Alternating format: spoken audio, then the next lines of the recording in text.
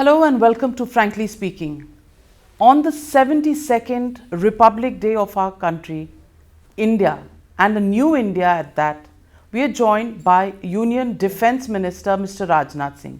राजनाथ सिंह जी नमस्कार और frankly speaking पर आपके आने का हमें बहुत आनंद है क्योंकि टाइमिंग बहुत अच्छी है। ये 72वां गणतंत्र दिवस है और इस वक्त सबसे ज़्यादा जो चर्चा हुई है वो चर्चा हुई है पिछले एक साल से जो हम पैंडेमिक से जूझ रहे हैं और इस वक्त भारत ने एक बहुत बड़ा अपना जिसको कहते हैं स्टेप फॉरवर्ड लिया है, वैक्सीनेट किया है बहुत से लोगों को।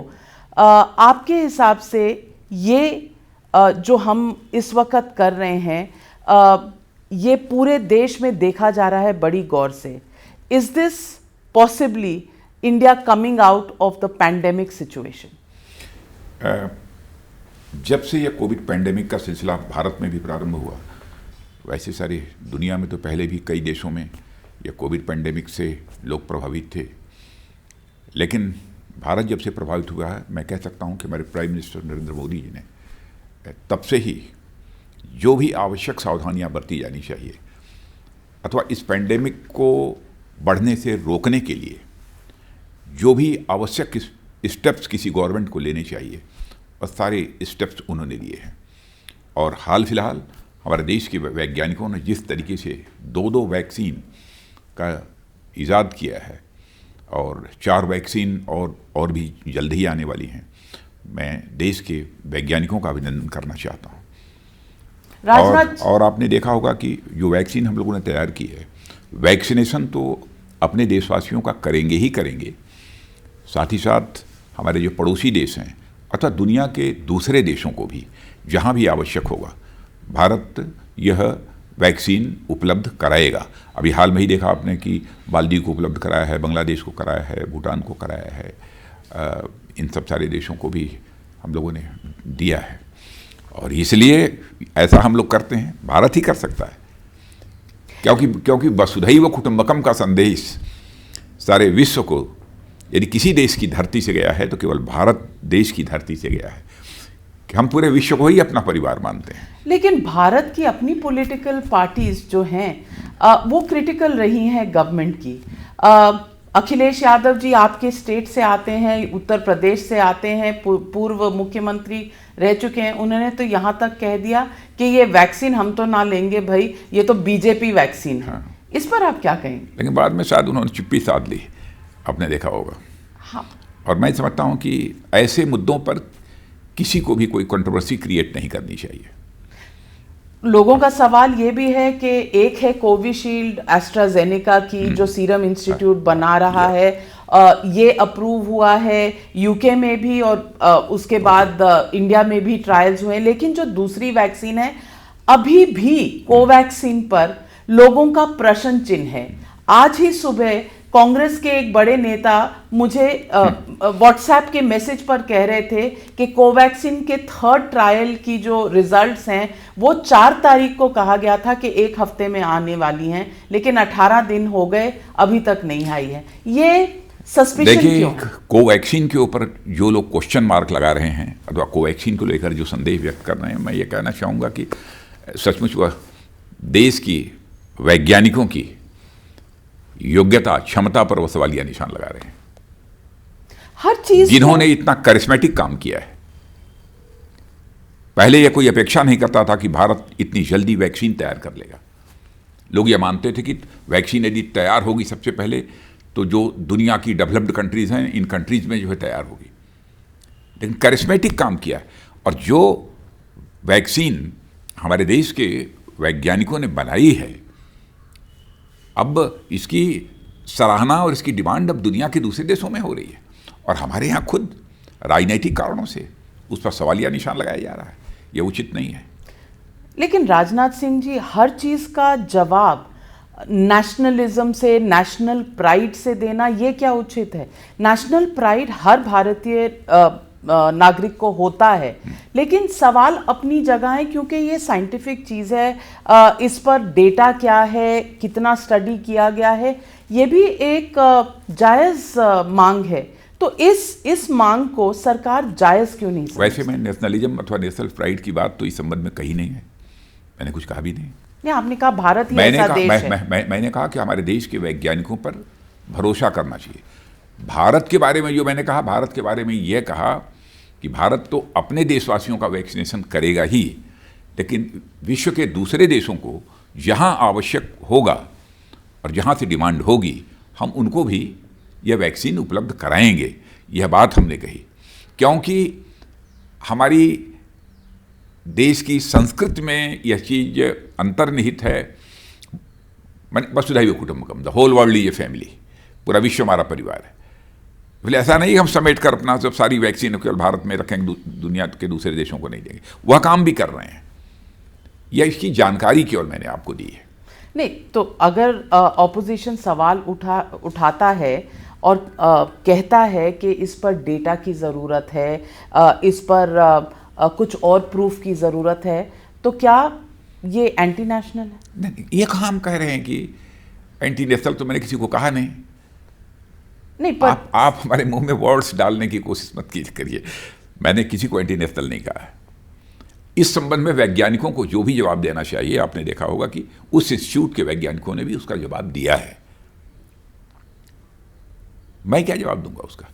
राजनाथ जी, लेकिन जो कुछ भी करिश्मेटिक काम हमारे देश के वैज्ञानिकों ने यह किया है वैक्सीन का इजाद करके, उसका अभिनंदन पार्टी पॉलिटिक्स से ऊपर उठकर सभी के द्वारा किया जाना चाहिए। राजनाथ जी, एक तरफ ये वैक्सीनेशन है और ऑपोजिशन की अपनी एक राय है इस पर, दूसरी तरफ है फार्म लॉज। और फार्म लॉज पर हमने देखा है कि पैंडेमिक के दौरान ऑर्डिनेंस लाए गए और उसके बाद बिल पारित किए। पैंडेमिक के दौरान ऑर्डिनेंस लाने पर सवालिया निशान ऑपोजिशन ने उठाया था, और उसके बाद जब बिल संसद में पारित हुए तो लोकसभा में तो आपकी बहुमत है, लेकिन राज्यसभा में जिस तरह से ये पारित हुए उस पर भी सवालिया निशान का, इसका क्या जवाब? वैसे कोविड पैंडेमिक तो लगभग 1 वर्ष से है, तो क्या कोई बिल संसद में पास नहीं होना चाहिए? क्या गवर्नमेंट को ऑर्डिनेंस नहीं लाना चाहिए? लेकिन सलाह मशवरा और दूसरी चीज, गवर्नमेंट की नीयत पर अथवा प्राइम मिनिस्टर की नीयत पर सवालिया निशान लगाए जाने का क्या उचित है? संसद में बहस हुई है और सामान्यतः अधिकांश बिल ऐसे होते हैं कि उन बिलों पर आम सहमति नहीं होती है, डिफरेंस ऑफ ओपिनियन कुछ लोगों की रहती ही रहती है। और मैं तो कम से कम कह सकता हूं, मैं किसान हूं, एग्रीकल्चर के बारे में थोड़ी बहुत मेरी भी जानकारी है।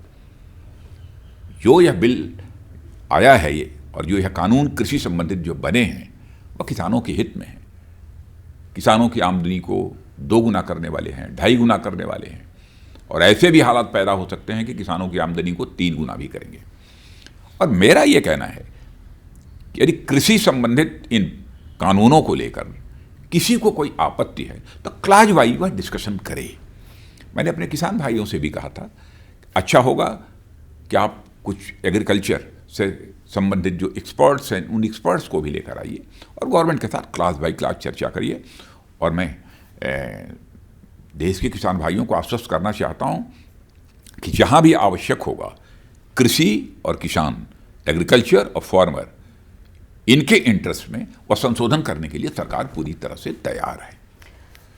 राजनाथ जी, आपको लगता नहीं कि इस सारे इशू को समझने में अगर किसानों से कहीं ना कहीं भूल चूक हुई है या ऑपोजिशन ने इसको एक मुद्दा बनाया है और अपॉर्चुनिस्टिकली एक्सप्लॉइट किया है, तो वहाँ कहीं ना कहीं सरकार की भी समझने में, लोगों की मंशा समझने में कहीं ना कहीं गलती हुई? एक तरफ आपने ऑर्डिनेंस लाया, उसको पारित किया और पहले कहा कि आप बिल्कुल रिपील नहीं करेंगे इन लॉज को, और आप अपनी बात पर दृढ़ रहे, जिसको काफ़ी इकोनॉमिस्ट, एग्रीकल्चर एक्सपर्ट्स ने सपोर्ट भी किया और कहा ये अच्छे लॉज हैं और इन्हें आगे पारित होना चाहिए और इम्प्लीमेंट होना चाहिए। अब सरकार ने बिल्कुल यू टर्न लिया है और कह रहे हैं कि 18 महीने तक हम इसे ठंडे बक्से में डाल देंगे। पहली चीज, 10 राउंड, संभवतः 10 राउंड बाद किसानों के साथ हुई है, किसान नेताओं के साथ। मैं समझता हूं कि मुझे याद नहीं है कि गवर्नमेंट ने कहा होगा नहीं बिल्कुल रिपील नहीं करेंगे, ऐसा इस तरीके से कोई कहा हो, कुछ ऐसा नहीं। बराबर गवर्नमेंट ने यही कहा है कि जो भी क्लाज वाइज डिस्कशन करिए, जहां आवश्यक होगा हम संशोधन करेंगे। मेरी जानकारी यही है। लेकिन इस पर यदि किसान इन कानूनों पर और थारोली यदि विचार करना चाहते हैं और गंभीरतापूर्वक विचार यदि करना चाहते हैं, तो हमारे कृषि मंत्री ने यह प्रस्ताव उनके सामने रखा कि 1.5 साल के लिए हम इसको स्थगित करने को तैयार हैं, और इस बीच हम बैठक में चर्चा करके और कहाँ क्या संशोधन करने की आवश्यकता है वो करेंगे, इस संबंध में फैसला करेंगे। पर राजनाथ जी, यही तो मेरा सवाल है, क्योंकि सूत्रों के हवालों से सरकार ने ये संदेश जरूर भेजा था, और हम मीडिया में हैं, इसकर सूत्रधार तो हम हैं। इधर हमारे को ब्रीफिंग होती थी और उधर हम किसानों को जाके उनसे उनकी मंशा पूछते थे। तो ये कहा गया था कि सरकार कभी भी रिपील नहीं करेगी, संशोधन के लिए तैयार है, आप आइए बातचीत कर रही है। ये 55 दिन पहले और उसके बाद पहले 7-8 राउंड की यही पोजीशन थी सरकार की। 10वें राउंड पर आकर सरकार ने अपनी पोजीशन बदली है और कहा है हम 18 महीनों के लिए इसको स्थगित कर देते हैं, अब आप हमसे बात कीजिए। आपने जो ये प्रेशर है। जो मैंने जो बात कही है वो इस बात पर कहा, आपने कहा कि बैठक में ऐसा कहा, मैसेज भेजा सूत्रों के माध्यम से, इन सब सारी पर हमें मंत्रियों ने ब्रीफ किया है। हो सकता है किसी ने किया हो, आपको मैं उस पर कोई आपत्ति नहीं करता हूं, हो सकता है। लेकिन यदि 1.5 साल का समय हम कह रहे हैं कि 1.5 साल तक इसे हम लागू नहीं करेंगे, यानी इस बीच हम किसानों के साथ बैठकर बात करेंगे और जो कृषि से संबंधित जो एक्सपर्ट्स होंगे उनके साथ बैठकर बात करेंगे, जहां आवश्यक होगा संशोधन करना वहां संशोधन करेंगे। पर राजनाथ जी, किसानों ने तो ये भी ठुकरा दिया है, उन्होंने कहा है 18 महीने का जो स्थगित करने का प्रपोजल है हमें वो भी एक्सेप्टेबल नहीं है, रिपील एंड नथिंग एल्स। और वो कह रहे हैं 26 तारीख को दिल्ली में रिंग रोड पर वो ट्रैक्टर रैली करेंगे। तो ये तो माई वे और हाईवे हो गया, ये तो एनार्किज्म हो गया, क्योंकि जो लॉज पार्लियामेंट में पारित होते हैं अगर वही इम्प्लीमेंट नहीं होंगे और किसान अपनी बात पर अड़े रहेंगे तो बीच का रास्ता कहां से निकले? देखिए, बहुत सारे ऐसे भी किसान संगठन हैं जो कि इन कानूनों का समर्थन भी कर रहे हैं। एक तरफा बिल्कुल नहीं कह सकते कि सभी लोगों के द्वारा इसका विरोध हो रहा है। बहुत सारे संगठन, कृषि मंत्री जी ने मुझे स्वयं ही बतलाया, उनसे मिलकर इसका समर्थन भी किया है। तो एक ऐसा कानून है जिस पर कि मैं समझता हूं कि विस्तृत चर्चा करने की आवश्यकता है। तो ये चर्चा पहले होनी चाहिए। और जहां तक ट्रैक्टर रैली का प्रश्न है, मैं आश्वस्त हूं कि हमारा देश का ये किसान और जो भी आंदोलन से जुड़े हुए हमारे किसान भाई हैं, किसी भी सूरत में भारत के गणतंत्र दिवस को डिस्टर्ब नहीं करेंगे, उसे प्रभावित नहीं होने देंगे। और जिस भी प्रकार की व्यवस्था पुलिस सुनिश्चित करेगी उसके अनुसार अपनी वह रैली निकालेंगे। और मैं आश्वस्त हूं कि रैली भी यदि निकालेंगे तो उस पर भारत का तिरंगा झंडा होगा हमारे किसानों के ट्रैक्टर पर। वो रैली निकालेंगे, दिल्ली के अंदर शामिल होंगे। वो कहते हैं वो पाकिस्तान पंजाब के बॉर्डर से लेकर दिल्ली के बॉर्डर तक जब आए थे तो भी उन्होंने अपना बल दिखाया था। हर 2 स्टेट्स की पुलिस को लांघ कर वो यहाँ तक पहुँचे हैं और 26 जनवरी को वो दिल्ली के अंदर भी आएंगे।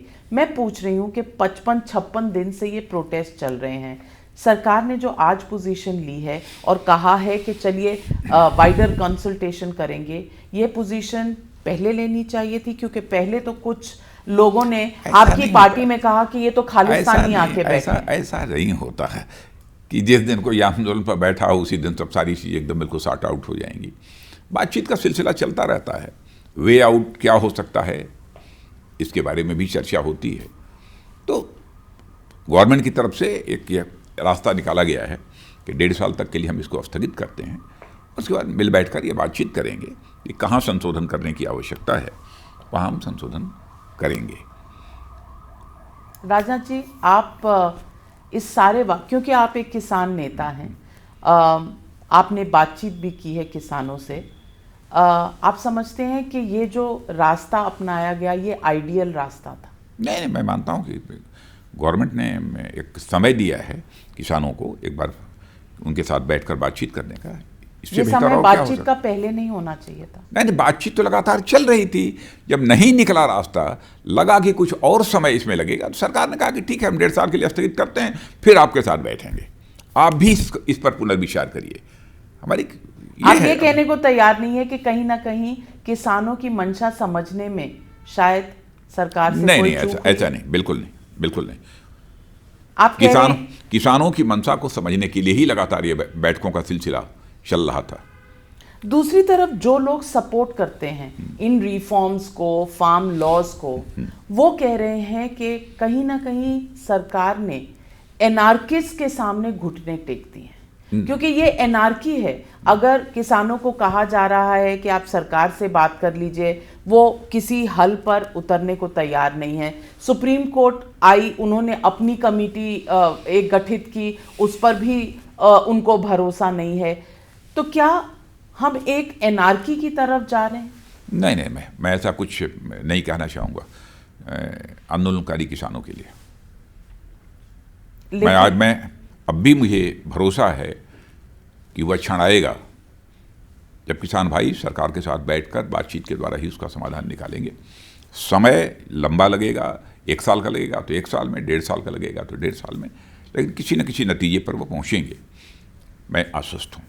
लेकिन जिस तरह से उन्होंने सुप्रीम कोर्ट की भी अवमानना की है, ये क्या सही है? देखिए, ऐसा मत कहिए कि अवमानना की है, क्या किया है। अब उनका है कि ठीक है, अब नहीं जाएंगे, जो कमेटी बनी है उसके समक्ष बात रखने। तो लॉ ऑफ द लैंड क्या है? लॉ ऑफ द लैंड क्या है? अगर सुप्रीम कोर्ट के कहने पर भी कोई नहीं, तो मेरा सुझाव उनको यही होगा, किसान भाइयों को, कि सुप्रीम कोर्ट ने कमेटी बनाई है, उसके समक्ष जाना चाहिए और अपना पक्ष उनके सामने रखना चाहिए। और उस कमेटी की जब रिपोर्ट आती है, उसे माने या न माने, यह हमारे किसान भाइयों पर निर्भर करता है, उसमें फैसला करें। लेकिन हमारा सुझाव यही है कि सुप्रीम कोर्ट ने जो कमेटी बनाई है, उस कमेटी के समक्ष उनको जाना चाहिए और अपने विचार रखने चाहिए। कहीं ना कहीं कम्युनिकेशन में प्रॉब्लम है। नहीं, कम्युनिकेशन तो लगातार हो चुका, 10 राउंड कम्युनिकेशन हुआ है। राजनाथ जी, अब मैं आती हूँ मैटर्स ऑफ डिफेंस पर, और आपको पता है कि डिफेंस पे सबसे बड़ी चीज़ जो आज भी आम आदमी के मन में है, वो है भारत और चीन के बीच में जो एक आईबॉल टू आईबॉल कॉन्फ्रंटेशन है लद्दाख में। उस सिचुएशन का ताज़ा ब्यौरा क्या है? आज भी लोग ये पूछना चाह रहे हैं, आपने सितंबर में लोकसभा में स्टेटमेंट दी थी, लेकिन एक लाइन में लोग ये जानना चाहते हैं, जिसका जवाब उन्हें लगता है आपने या सरकार ने अब तक नहीं दिया है, कि कोई भी इंच भारत की ज़मीन का चाइना ने अपनी तरफ ले लिया है। इस पर बॉटम लाइन क्या है? देखिए, मैं 2 टूक शब्दों में कहना चाहता हूं कि भारत की सॉवरेनिटी और टेरिटोरियल इंटीग्रिटी के सेफ गार्ड के लिए जो भी करना होगा वह भारत करेगा। बस इतना ही कहना चाहता हूं। और अब तक जो कुछ भी हमारे सेना के जवानों ने किया है, हम सबको उस पर नाज है। भारत के मस्तक को झुकने नहीं दिया है हमारे सेना के जवानों ने।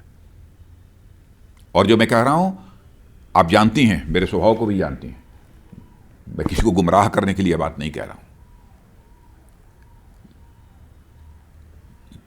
अब जो स्टेटमेंट देना था, वो स्टेटमेंट मैं संसद में दे चुका हूं। आगे भी आवश्यक होगा, संसद यदि कहेगी तो मैं पुनः स्टेटमेंट दूंगा। लेकिन संसद से, देशवासियों से कोई बात मैं छिपाने की कोशिश नहीं करूंगा। हां, सिक्योरिटी और डिफेंस रिलेटेड कुछ ऐसी चीज होती हैं कि उसको, बहुत सारी चीजों को डिस्क्लोज नहीं किया जा सकता है, उसकी कुछ सेंसिटिविटीज होती हैं, क्योंकि उसके इंटरनेशनल कम्युनिटी में भी उस पर तरह तरह की चर्चाएं होती हैं, वो सब सारी, इसलिए उस पर हम नहीं आना चाहते। मैं ये जानना चाहती हूँ कि अप्रैल से ये सिलसिला चीन के साथ जारी है। पहले चीन ने जनवरी फरवरी में वायरस एक्सपोर्ट किया सारी दुनिया में, और उसके बाद ये सिलसिला अप्रैल में शुरू हुआ और जून में एक ऊपर तक बात चली गई, जब दोनों मुल्क के सिपाहियों के बीच में, फोर्सेस के बीच में गलवान में जो देखा हमने हुआ, और हमारे 20 जवान शहीद भी हुए। हमारे जवान शहीद हुए, लेकिन भारत की धरती पर उन्हें नहीं आने दिया उन्होंने। तो आप कह रहे हैं 1 इंच भी धरती हमारी नहीं दी। और उनको भी इसकी कीमत चुकानी पड़ी है। जी, ये जो भारतीय हमारे जवानों की वीरता की पूरी गाथा हमने सुनी है, लेकिन अप्रैल से आज हम जनवरी 2021 में हैं। इस पर लोगों को आप क्या आश्वस्त कर सकते हैं? क्योंकि आए दिन खबर आती है कि वहाँ पर 50,000 ट्रूप्स हैं जो आमने सामने खड़ी हुई हैं, वहाँ उनकी टैंक्स हैं, उनके फाइटर प्लेन्स की प्रेजेंस है उस एरिया में। एक तनाव का माहौल है वहाँ पर। हम क्या कॉन्फ्लिक्ट की तरफ हैं? आपने भी कहा अभी कि भारत को अपनी टेरिटोरियल इंटेग्रिटी के लिए जो भी करना पड़ेगा करेंगे। तो क्या हम किया आज है भी किया है जी किया है। जून में भी मोदी जी के नेतृत्व की सरकार आने के बाद किया है और आगे भी करेंगे। हम क्या इस जिसको कहते हैं कस्प ऑफ अ कॉन्फ्लिक्ट में है कि नहीं? इस पर आप कॉन्फ्लिक्ट का सिचुएशन अभी भी बना हुआ है वहां पर? इस पॉसिबिलिटी को रूल आउट नहीं किया जा सकता। और वैसे बातचीत का सिलसिला चल रहा है। 8 राउंड हो चुके हैं। हाँ, 8 राउंड हो चुके हैं। मिलिट्री लेवल पर भी बातचीत हुई है, डिप्लोमेटिक लेवल पर भी बातचीत का सिलसिला चल रहा है। और भी हाल में भी चाइना ने प्रपोज किया था 19 तारीख को बातचीत करने का, लेकिन एक दिन पहले सूचना प्राप्त हुई थी, तो उसके लिए कहा गया है कि आगे की कोई डेट 23, 24, 25 वो फाइनल करें। तो हम भारत बातचीत करने के लिए तैयार है। आप भी अपने काउंटर पार्ट को मिले थे साइडलाइंस पे पीछे हाल कुछ ही महीने पहले। मॉस्को में मिला था। मॉस्को में बॉडी लैंग्वेज और एंगेजमेंट का जो एक एटमॉस्फेयर है वो कैसा है? बस बातचीत बहुत अच्छी हुई। बॉडी लैंग्वेज क्या, बॉडी लैंग्वेज जो है बातचीत में जैसी होनी चाहिए वो बॉडी लैंग्वेज आपने देखा होगा। राजनाथ जी, सवाल ये उठता है जो ऑपोजिशन या आम आदमी देश का समझता है कि पिछले इस कार्यकाल में और पिछले कार्यकाल को मिलाकर 18 बार प्राइम मिनिस्टर नरेंद्र मोदी और शी जिनपिंग की मुलाकातें हुई हैं।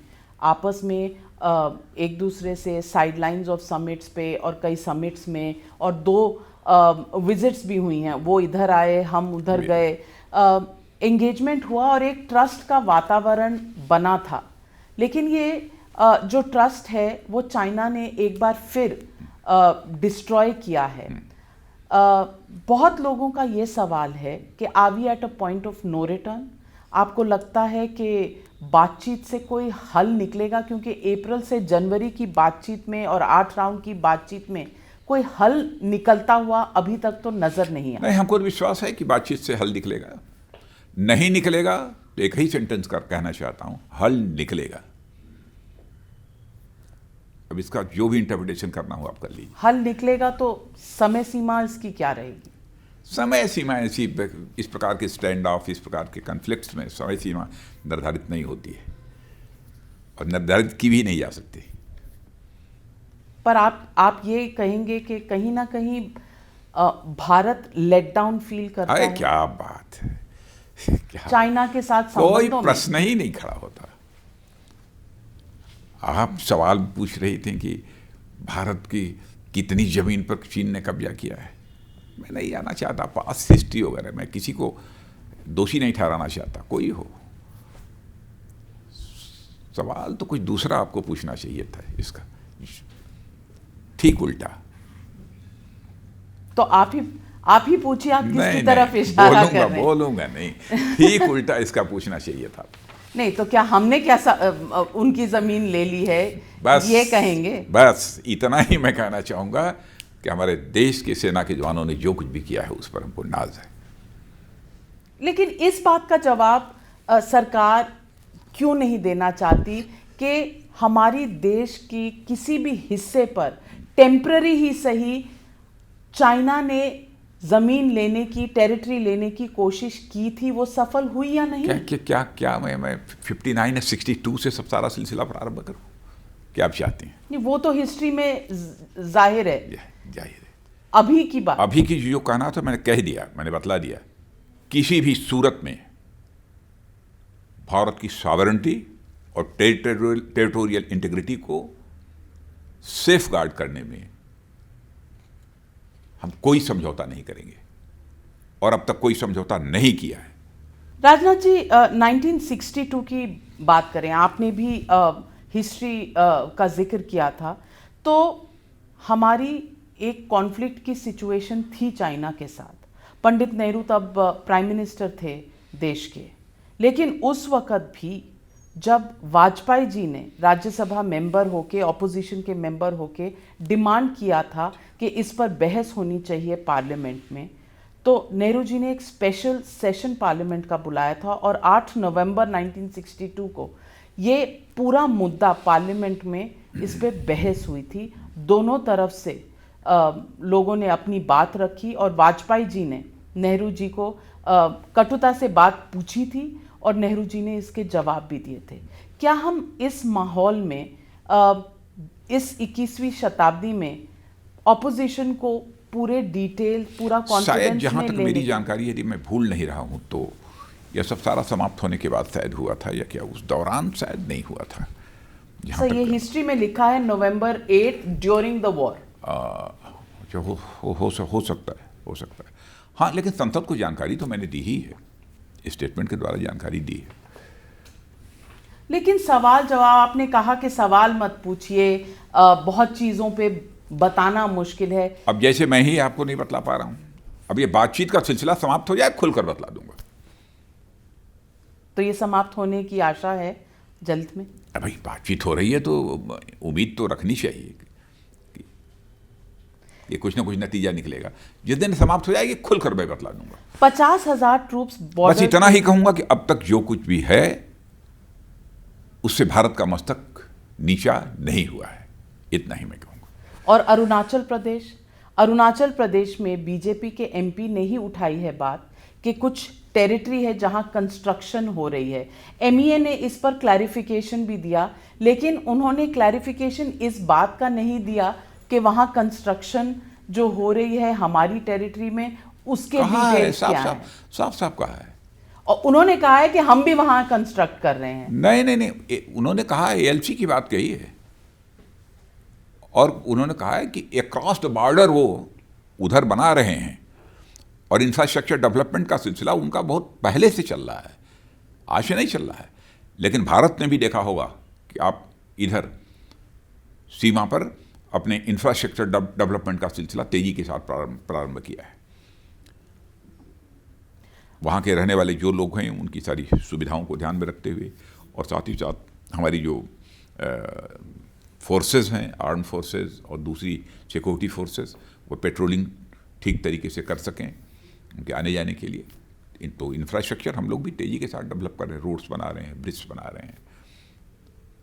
राजनाथ जी, और आपने देखा होगा कि कई बार चीन ने ऑब्जेक्ट किया है इस पर कि भारत क्यों इंफ्रास्ट्रक्चर डेवलपमेंट कर रहा है। राजनाथ जी, पिछले साल भी जयशंकर जी, जो हमारे एक्सटर्नल अफेयर्स मिनिस्टर हैं, उन्होंने कहा that India's relationship with China is at its lowest point in the last 40 years. तो लोएस्ट पॉइंट में है, तो कहीं ना कहीं उन्होंने भारत का ट्रस्ट तोड़ा है, ये आप एडमिट करेंगे? मैंने निश्चित रूप से भरोसा तो तोड़ा है, और ये भरोसा जयशंकर जी ने कहा है, सही कहा है। और भरोसा जो तोड़ा है, आप कह रहे हैं बातचीत जारी है, ये क्या भरोसा दोबारा चाइना के साथ बन सकता है? क्योंकि हमारा रिएक्शन हुआ है, हमने चाइनीज एप्स बंद कर दिए हैं, हमने उनकी तरफ से आने वाली इन्वेस्टमेंट्स के ऊपर कुछ और चेक्स बनाए हैं कि वो बहुत सारे रूट के थ्रू जाएंगी। क्या ये इतना इनफ है in terms of an answer to China? नहीं, जितना करना चाहिए उतना तो कर दिया हम लोगों ने, और आगे जितना करने की जरूरत होगी करेंगे समय के साथ। जो आर्मी चीफ जनरल नरवाने हैं, उन्होंने भी कहा है कि फ्रिक्शन एरिया में कोई रिडक्शन इन ट्रूप्स नहीं है। तो ऑलमोस्ट 10 महीने में एकदम रिडक्शन इन ट्रूप्स नहीं है, तो बात नहीं होगा उनकी तरफ से। नहीं, हमारी तरफ से भी नहीं रिडक्शन होगा जब तक उनकी तरफ से नहीं होगा। हमारी तरफ से भी रिडक्शन नहीं होगा। तो इसका मतलब बातचीत का कोई, अब इससे ही आप समझ सकती हैं कि अपनी सॉवरेंटी और टेरिटोरियल इंटीग्रिटी के सेफगार्ड के लिए हम किस हद तक कमिटेड हैं। पर हम चाइना के साथ वॉर कर सकते हैं? क्या बात करती है, इज दैट एन आपने ऐसा ऑप्शन? सवाल पूछा कैसे नहीं, मुझसे? Is that an option? नहीं, वार तो हम दुनिया के किसी देश से नहीं चाहते। हम तो शांति प्रिय लोग हैं भारत के, और भारत के इतिहास के पन्नों को पलट कर देखिए, भारत ने आज तक दुनिया के किसी देश पर न तो कभी आक्रमण किया है और न दुनिया के किसी देश की 1 इंच जमीन पर भी कभी कब्जा किया है। भारत का चरित्र यह है। लेकिन भारत को यदि कोई आंख दिखाएगा, भारत की जमीन पर कब्जा करने की कोशिश करेगा, तो भारत उसका जैसा जवाब देना चाहिए वो जवाब देगा। राजनाथ जी, मैं थोड़ा सा आपकी मेमोरी को थोड़ा सा जोर दूंगी उस पर कि 2013 में, हमारी मेमोरी दुरुस्त है। नहीं, 2013 में आपकी अपनी स्टेटमेंट है चाइना के बारे में, और उन्होंने कहा है चाइना में 2013 में जब ये सारी बात यूपीए सरकार के दौरान हो रही थी, तो आपने एक सवाल खड़ा किया था और आपने कहा था, जिस तरह से राहुल गांधी आज कह रहा है, सवाल रोज नए खड़े कर रहा है, पूछ रहा है कि क्या हमारी ज़मीन हमने चाइना को दे दी है। उस वक्त आपने भी पूछा था कि we want to know if only Chinese troops barged in, how was Indian army made to retreat and where, इन सब चीज़ों का जवाब दीजिए। और उस वक्त मोदी जी के भी कई ट्वीट्स हैं जो उनकी टाइमलाइन पर मौजूद हैं, जब उन्होंने कहाँ मैंने बोला था? संसद में बोला था? नहीं, ये संसद में नहीं बोला था, ये आपका एक वक्तव्य था। मैं डेट बता देती हूँ, 7 बजे मई 13, 2013 को आपने कहा।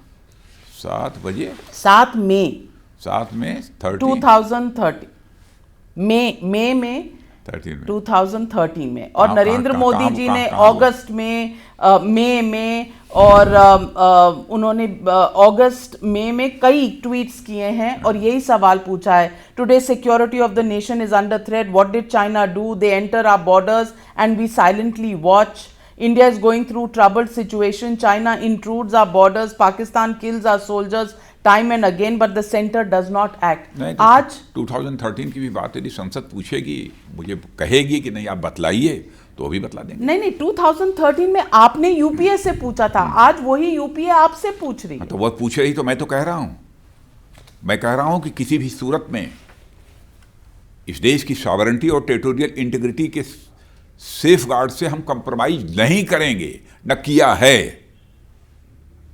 जवाब तो दे रहा हूं।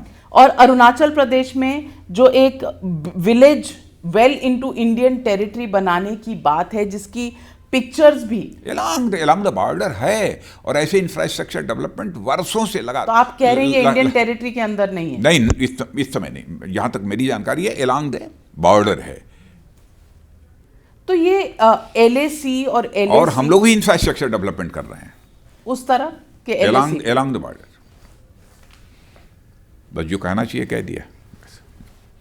नहीं तो वो यहाँ कर रहे हैं। स्टेटमेंट मैं जो कुछ मैंने कहा कि सॉवरेंटी और टेरिटोरियल इंटीग्रिटी के सेफगार्ड से हम कंप्रोमाइज नहीं करेंगे, तो इसके बाद तो मैं समझता हूँ कोई प्रश्न शेष बचता ही नहीं है। यूनाइटेड स्टेट्स में एक चेंज ऑफ गार्ड हुआ है, और वह सब सारे जो सवाल जो आप पूछ रही हैं, तब फिर हमको जाना पड़ेगा बहुत पास्ट हिस्ट्री, 62 के पहले से भी लेकर, उसमें मैं जाना नहीं चाहता। नहीं तो आप कांग्रेस को दोष देंगे? नहीं, मैं किसी को दोष नहीं देना चाहता। देखिए, इस कंट्री की संप्रभुता, इस कंट्री की अखंडता अथवा क्षेत्रीय अखंडता, किसी के बारे में मैं किसी राजनीतिक पार्टी को मैं लांछित नहीं करना चाहता, और न मैं किसी पूर्व प्रधानमंत्री को भी लांछित करना चाहता हूँ, क्योंकि मैं जानता हूँ सभी चाहते हैं कि हमारा देश सुरक्षित रहना चाहिए, सबकी ख्वाहिश रहती है। मैं किसी के ऊपर कोई सवालिया निशान लगाना नहीं चाहता, और ऐसे सवाल संसद में भी मैं समझता हूँ कि विपक्ष को भी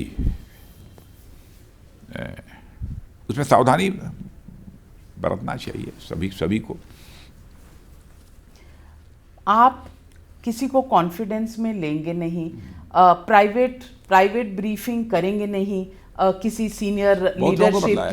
की। विदेश मंत्रालय ने अभी हाल में ही उनकी कंसल्टेटिव कमेटी की बैठक हुई एंड है। Rahul Gandhi walked out of the defence consultative committee. हाँ, तो कंसल्टेटिव कमेटी नहीं, वो स्टैंडिंग कमेटी की शायद मीटिंग थी। हाँ, तो राहुल गांधी उससे वॉकआउट कर रहे हैं क्योंकि उनके सवालों के जवाब नहीं दिए जा रहे। एक्सटर्नल अफेयर्स मिनिस्ट्री की भी अभी कंसल्टेटिव कमेटी की मीटिंग थी, उसमें शायद राहुल जी थे और एक्सटर्नल अफेयर मिनिस्टर ने सारी जानकारी दी है बॉर्डर के। तो आप समझते हैं राहुल गांधी जो सवाल उठा रहे हैं वो जेन्युइन सवाल हैं और वो इस वक्त ऑपोजिशन को पूछने का हक है? नहीं, मैं तो जवाब दे दिया ना,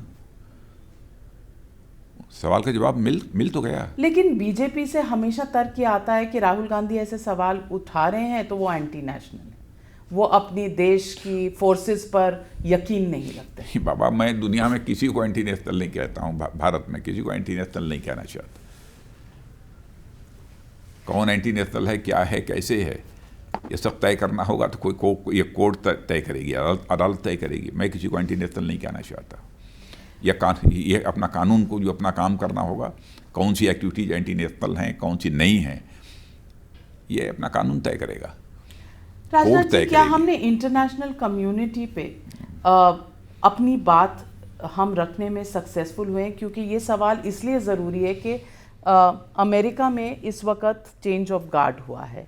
डोनाल्ड ट्रंप के बाद जो बाइडेन आए हैं, जो बाइडेन के साथ एंगेजमेंट, क्योंकि हमने ट्रंप पर बहुत ज़्यादा विश्वास करके रिलेशनशिप रख के, कहीं जो बाइडेन एडमिनिस्ट्रेशन के साथ हमारे उतने अच्छे रिश्ते ना हुए, तो क्या इंटरनेशनल कम्युनिटी हमारी और चाइना की स्टैंड ऑफ पे उसका सपोर्ट या उसका एक जो कहते हैं इंटरनेशनल फोरा पे सपोर्ट, वो हमें मिल पाएगा? देखिए, जो भी प्रेसिडेंट अमेरिका का होगा, स्वाभाविक है कि भारत का कोई भी प्राइम मिनिस्टर जाएगा, प्रेसिडेंट जाएगा, तो उस बात करेगा उसके साथ। चूँकि हमारे अमेरिका के साथ बहुत अच्छे रिश्ते हैं, इसमें कहीं दो राय नहीं है। तो उसमें भी मिस्टर ट्रंप थे, आज जो बाइडेन हैं, तो इनके साथ भी हमारे रिश्ते अच्छे हैं और अच्छे रहेंगे। हो सकता है कि और अच्छे हों। राजनाथ जी, कहीं इस पर संदेह करने का कोई कारण नहीं है। अमेरिका के साथ हमारे रिश्ते अच्छे हैं। राजनाथ जी, चाइना का जो हमने सिचुएशन देखा है, पाकिस्तान का देखा है और अब नेपाल भी देख रहे हैं, क्या हम अपने नेबर्स के साथ रिलेशनशिप पे कहीं मिसकैलकुलेट कर रहे हैं? नहीं, मिसकैलकुलेशन नहीं है। नेपाल के साथ जो हुआ वो मिसकैलकुलेशन? नहीं, मिसकैलकुलेशन भी उससे मैं नहीं मानता। नेपाल का जहाँ तक प्रश्न है, नेपाल को हम केवल एक पड़ोसी ही नहीं मानते हैं, बल्कि नेपाल को तो सचमुच जैसे लगता है कि बस अपना ही परिवार है। और नेपाल, लेकिन नेपाल ऐसा समझ रहा है इस वक्त? नहीं, नेपाल के द्वारा कुछ ऐसी भी है, कोई हरकत की जाएगी, कोई बात की जाएगी जो हमको हर्ट करे, तब भी हम नेपाल के साथ अपने रिश्ते किसी भी सूरत में कमजोर नहीं होने देंगे। चाइना भी हमें हर्ट करेगा, बड़ा देश है, न्यूक्लियर पावर है। और नेपाल चाइना दोनों की तुलना मत करिए। और नेपाल भी हमें हर्ट करेगा तो भी हम सहेंगे। नहीं, कहीं ना कहीं इस पर सहेंगे। मैंने कहा कि चाइना जो करेगा हम सहेंगे नहीं। नेपाल की नेपाल इसके साथ हमारी रोटी बेटी का रिश्ता है। नेपाल के साथ हमारे सांस्कृतिक रिश्ते हैं, हमारे तीर्थ स्थल नेपाल में है। तो नेपाल के साथ जिस प्रकार का हमारा रिश्ता है वो चीन के साथ वैसा होगा, ये दोनों की तुलना नहीं की जा सकती। पर इसलिए नेपाल को हम अपने बिल्कुल एक भाई की तरह देखते हैं। नहीं, सवाल हम कैसे उन्हें देखते हैं इसका नहीं है। मैं ये कह रही हूँ कि हमारे लोगों को परखने में हमसे गलती हो रही है, मिसकैलकुलेशन हो रही है, ये हमारी फॉरेन पॉलिसी का फेलियर है। बिल्कुल नहीं फेलियर। परिवार में भी, हर परिवार में भी कभी कभी किसी बात को लेकर ना इत्तेफाकी हो जाती है। इसका मतलब यह नहीं होता है कि सारे रिश्ते बिल्कुल टूट जाते हैं, तार तार हो जाते हैं। एक आध दो मुद्दे रहे होंगे, नेपाल को नागवार गुजरा होगा। अभी विदेश मंत्री आए थे, यहीं पर बैठकर हमारी उनके साथ बहुत ही अच्छी बातचीत हुई है। लेकिन भारत नेपाल के साथ अपने रिश्तों को बिगड़ने नहीं देगा। और पाकिस्तान, हमने पाकिस्तान से पाकिस्तान की बात छोड़िए। नहीं, पर पाकिस्तान हमारे लिए एक सिरदर्दी तो है ही। नाम पाकिस्तान है, लेकिन बराबर एलओसी के ऊपर नापाक हरकतें उसके द्वारा की जा रही हैं, और भारत को डिस्टेबलाइज करने के लिए बराबर आतंकवादियों का सहारा लेता है। ये सिलसिला बंद होना चाहिए, और ये केवल मैं नहीं कह रहा हूँ, सारी दुनिया इस हकीकत से वाकिफ है। सारी दुनिया जानती है, पर पाकिस्तान से हमें प्रॉब्लम है, चाइना से। सवाल ये भी उठता है कि अगर चाइना और पाकिस्तान दोनों साथ साथ भारत पर दबाव डालें, तो क्या हम इस स्थिति पे हैं कि हम अपने दोनों तरफ हैंडल कर पाएंगे विद द गिवन? अरे बाबा, बिल्कुल दबने वाले नहीं हैं। दबने वाले लोग इस गवर्नमेंट में नहीं बैठे हैं। मैं अपने प्राइम मिनिस्टर के बारे में भी कहना चाहता हूं, हमारा प्राइम मिनिस्टर भी दबने वाला, झुकने वाला प्राइम मिनिस्टर नहीं है। और मैं डिफेंस मिनिस्टर हूं, अपने बारे में भी बतलाता हूं, दबना, झुकना, झुका जाता है अपने लोगों के सामने, लेकिन जो दुश्मन बनकर खड़ा होगा उसके सामने झुका नहीं जाता। राजा जी, मैं अब आती हूँ कश्मीर के मुद्दे पर। आर्टिकल 370 के एब्रोकेशन के बारे में हमने काफ़ी आगे तक हम निकले हैं इस सफ़र में, और पिछले 1 साल में हमने देखा है कि सिचुएशन काफ़ी कंट्रोल में आई है, और इस वक्त वहाँ पर जो टेररिस्ट अटैक्स हैं उन पर भी हमने कमी देखी है, जो डेथ्स हैं उस पर भी कमी देखी है। हमने अभी हाल ही में डीडीसी के इलेक्शंस भी देखे हैं। मैं आपसे ये पूछना चाहती हूँ, कश्मीर में भी बहुत अच्छी पोलिंग हुई है, अनएक्सपेक्टेड थी। मैंने कश्मीर की हिस्ट्री में पहली बार इस प्रकार की पोलिंग देखने को मिली है लोकल बॉडीज के चुनाव में। ये मेजर काफी जगह पर इस गवर्नमेंट 50 से 60% गवर्नमेंट का मेजर अचीवमेंट है। लेकिन लोग ये भी कहेंगे कि वहाँ पर बहुत स्ट्रिक्ट कंट्रोल, सिक्योरिटी नेट इस वक्त है। पीएसए था तो काफ़ी नेताओं पर पीएसए काफ़ी महीनों तक लगा रहा। ये फ्री कश्मीर का सिचुएशन नहीं है। अगर हम कमी देख रहे हैं टेरर एक्टिविटीज़ में, क्या ये हमें ये संदेश दे रहा है कि सब कुछ नॉर्मल हो गया है, या नॉर्मलसी अभी भी आने में कुछ समय लगे? अब देखिए, नेताओं का जहाँ तक सवाल था, वो सब सारे नेता इस समय तो बाहर है, लेकिन कोई 13 महीने, कोई 10 महीने। जहाँ तक कश्मीर के यूथ्स को पाकिस्तान बराबर रेडिकलाइज करने की अपनी तरफ से कोशिश करता था, अथवा टेररिज्म की तरफ उनको ले जाने की कोशिश करता था, उसमें भी काफ़ी कमी आई है। और हालात तो अब ऐसे धीरे धीरे बनेंगे कुछ समय के अंदर ही कि आतंकवाद का मुकाबला कर पाकिस्तान के आतंकवाद का मुकाबला करने के लिए कश्मीर का ही नौजवान खड़ा होगा, और आज भी कुछ लोग हैं वहाँ। लेकिन महबूबा मुफ्ती कहती हैं कि हम तो यहाँ तिरंगा फहराने नहीं देंगे जब तक कि आर्टिकल 370 रिस्टोर ना किया जाए। नहीं, भारत का तिरंगा फहराने से कोई नहीं रोक सकता जी। महबूबा मुफ्ती, आप अरे कहने दीजिए जिसको जो कहता है। पर बीजेपी की उनके साथ सरकार रही है तो रही है ना, लेकिन भारत का तिरंगा झंडा तो पूरे भारत में फहरेगा, उसे कोई और फारूक अब्दुल्ला सीनियर नेता हैं, पार्लियामेंट में उनका बहुत योगदान रह चुका है। वो जब कहते हैं कि अगर हमको चाइना से भी मदद लेनी पड़ी तो हम आर्टिकल 370 रेस्टोरेशन के लिए चाइना की मदद। सबकी स्टेटमेंट पर मैं रिएक्शन देने के लिए नहीं बैठा हूँ, जिसको जो कहना वो कहे, लेकिन मैं कह रहा हूँ, लेकिन आप नहीं समझते ये इतने सीनियर नेता का ऐसा हम कश्मीर का डेवलपमेंट करना चाहते हैं, कश्मीर के नौजवानों को जॉब अपॉर्चुनिटीज प्रोवाइड करना चाहते हैं, और यह सब सारा सिलसिला प्रारंभ हुआ है।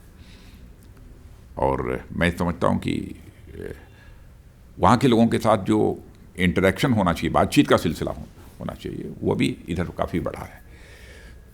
लेकिन गुपकार अलायंस एक बनी, जिसको आपकी पार्टी ने गुपकार गैंग बनाया। होम मिनिस्टर अमित शाह जी ने गुपकार गैंग का नाम दिया उन्हें। उन्होंने जम्मू में थोड़ी एंट्री मारी है। ये बताता है कि अभी भी नेशनल कॉन्फ्रेंस जो है उसकी एक भारी सपोर्ट है पीडीपी का ज़रूर सपोर्ट बेस कम हुआ है, लेकिन नेशनल कॉन्फ्रेंस का सपोर्ट अभी भी है और वो जम्मू की तरफ भी आ रहा है। यह बीजेपी के लिए चिंता का विषय है? नहीं, नेशनल कॉन्फ्रेंस उसका तो पहले भी जम्मू में प्रभाव पहले भी रहा है, लेकिन थोड़ा बहुत प्रभाव है। इस कारण ये मान लेना चाहिए कि एकदम बिल्कुल ये पर जम्मू यूनिटी तो कश्मीर हुई नहीं ना, जो आप चाह रहे थे कि जम्मू और कश्मीर अरे होगी। एक हो जाएगा। हाँ, जम्मू कश्मीर एक होगा ना, अभी तो हुआ है, अभी धारा 370 समाप्त तो हुई है। अब कश्मीर के भी डेवलपमेंट का सिलसिला, जम्मू के भी डेवलपमेंट का सिलसिला तेजी के साथ प्रारंभ होगा। धीरे धीरे माहौल बनेगा ना, अब माहौल बन रहा है। पहले लोग कहते थे कि साहब कश्मीर के लोग वोट देने के लिए नहीं आएंगे, लेकिन आपने देखा कि लोकल बॉडीज के चुनाव में कितना हाई परसेंटेज रहा पोलिंग का, अनएक्सपेक्टेड था। जो हुआ ना, तो ऐसे ही चीज़ें धीरे धीरे आगे बढ़ेंगी। आज भी कश्मीरी पंडित, और इसी हफ्ते हमने 31 साल कश्मीरी पंडित्स के एक्सोडस को हुए हैं इसी हफ्ते में, आज भी वो वापस लौटना चाहते हैं। सरकार ने जब 2014 में आपकी सरकार आई थी, तब आपने कहा था कि ये आपका एक प्रायोरिटी रहेगा, पर 6 साल बाद, 6.5 साल बाद आज भी कश्मीरी पंडित तरस रहे हैं, वापसी का रास्ता अभी दिख नहीं और रहा। वैसे मैं बतलाना चाहता हूँ कि जिस समय होम मिनिस्टर था, उसमें मुफ्ती साहब वहाँ के मुख्यमंत्री थे और उनके सामने बात रखी गई थी, और मुफ्ती साहब ने वो लैंड भी आइडेंटिफाई कर ली थी और मुझसे ये कहा था कि अब इस पर सिलसिला इसका प्रारंभ करेंगे। और हमारी ये कोशिश होगी कि एक कश्मीरी पंडित भी रहें और जो शांतिप्रिय जो है मुस्लिम कम्युनिटी के लोग हैं, वो सब लोग भी साथ हों। एकदम बिल्कुल अलग कॉलोनी कहीं किसी की हो, ऐसा नहीं लगना चाहिए। तो मैं इस बात से सहमत था। यदि कुछ मुस्लिम फैमिलीज भी उस कॉलोनी में रहती हैं तो कोई आपत्ति नहीं है, इस बात से सहमत था। लेकिन इस बीच वो चले गए और बाद में वो काम वहीं पर रुक गया। लेकिन अब ये गवर्नमेंट प्रारंभ करेगी। जो भी हमारे कश्मीरी पंडित भाई कश्मीर में जाना चाहते हैं वो जाएंगे। आप रहेंगे। उनका सपना कब तक साकार करेंगे? नहीं, एकदम बिल्कुल रास्ता खुला है अब तो। अब कहीं से कोई बंदिश नहीं है। नहीं तो और आप पूछिए, अब कश्मीरी पंडितों के भी आंखों में चमक दिखाई दे रही होगी। नहीं, चमक तो दिखाई दे रही है, क्योंकि उम्मीद है। ये उम्मीद और ये सपना साकार कब होगा? साकार होगा, साकार होगा, अब सब कुछ साकार होगा। 1984 पे एसआईटी बनी थी, लेकिन कश्मीरी पंडित्स के साथ जो हुआ उसकी बहुत सारी एफआईआर्स हैं, सैकड़ों में एफआईआर्स हैं। उस पर आज तक कोई इन्वेस्टिगेशन टीम नहीं बनी, कोई कोर्ट्स में इन केसेस को कंक्लूजन नहीं मिला। ये भी उनकी एक मांग है। तो सिख राइट्स की एसआईटी हो सकती है कश्मीरी पंडित क्या है, कश्मीरी पंडित डेलीगेशन हमारे गृह मंत्री अमित जी से मिलेंगे, उनके साथ बैठकर जो जो भी चर्चा करनी होगी कर रहे होंगे, आगे भी करेंगे। चीज़ों का, समस्याओं का समाधान होगा। राजनाथ जी, 72nd गणतंत्र दिवस है हमारा, 72 इयर्स ऑफ इंडियाज रिपब्लिक। आप इस जर्नी को कैसे देखते हैं? ये जो 72 साल की जर्नी रही है, आज भारत जिस मुकाम पर पहुंचा है, इसे आप श्रेय किसको देंगे? देखिए, श्रेय देने का तो नहीं, देखिए सबका कंट्रीब्यूशन होता है। मैं ऐसा नहीं कहता हूँ कि किसी ने देश को बर्बाद किया है, मैं ऐसा नहीं मानता हूँ। किसी का अधिक होता है, किसी का कम होता है, लेकिन अपने प्रेजेंट प्राइम मिनिस्टर के बारे में मैं निश्चित रूप से कह सकता हूँ कि इनके आने के बाद अंतर्राष्ट्रीय जगत में भारत की प्रतिष्ठा काफ़ी तेजी के साथ बढ़ी है। अंतर्राष्ट्रीय जगत में भारत की साख भी बढ़ी है, जिसके क्रेडिबिलिटी कहते हैं। और राजनाथ जी, जाते जाते एक सवाल आपसे पूछूंगी। सवाल ये है कि कुछ अभी ही हमने मीडिया में देखा, चर्चा हुई किसी मीडिया में, कि कुछ लोग कंपटीशन को कंपेयर कर रहे हैं कि कमर्शियल सक्सेस को वो कंपेयर कर रहे हैं कि जो पुलवामा का दौर हुआ जिसमें हमारे 40 जवान शहीद हुए, उसको उन्होंने कहा कि ये हमारे लिए ग्रेट कमर्शियल सक्सेस था और वी वन लाइक क्रेजी। इसको आप कैसे? किसने क्या कहा इन वर्बेटम जब तक मैं देखूंगा नहीं तब तक मैं उस पर रिएक्ट नहीं कर सकता, क्योंकि मैं वैसा करता भी नहीं। लेकिन फोर्सेस के ऊपर इस तरह का जुबिलिएशन, इस तरह का सेलिब्रेशन, जबकि 40 फैमिलीज़ ने अपने घर के बेटे या किसी ने भाई या किसी ने बाप खोया है, इस तरह का नहीं, मैंने कहा ना कि पहले हम एक बार जब तक इन वर्बेटम किसी का स्टेटमेंट देखेंगे नहीं, जब स्वयं तब अपनी आंखों से मैं देख नहीं लूँगा, पढ़ नहीं लूँगा, तब तक उस पर मैं कैसे रिएक्ट पर फोर्सेस की बात इस तरह हल्के में करनी चाहिए? नहीं, फोर्सेज के संबंध में तो दुनिया में भारत में किसी को नहीं करनी चाहिए, वो तो अलग की बात है। दुर्भाग्यपूर्ण है। हाँ, फोर्सेज के बारे में कोई कहे कुछ तो मैं उसको कभी जस्टिफाई नहीं कर सकता। राजनाथ जी, फ्रैंकली स्पीकिंग पर हमसे बात करने के लिए आपका बहुत बहुत धन्यवाद। मैं गणतंत्र दिवस की आपको शुभकामनाएं देती हूँ और पूरे देश को आपको भी बहुत बहुत शुभकामनाएं। और आपने हमें समय दिया। उम्मीद करती हूँ पार्लियामेंट सेशन के बाद जो धुआंधार बल्लेबाजी होगी ऑपोजिशन और सरकार के बीच में, उसके बाद आप हमें फिर समय देंगे और हम फिर एक दूसरे से बातचीत करेंगे। और पूरे टाइम्स नाउ ग्रुप को भी मैं इस गणतंत्र दिवस की हार्दिक शुभकामनाएं देता हूँ। Thank you very much sir.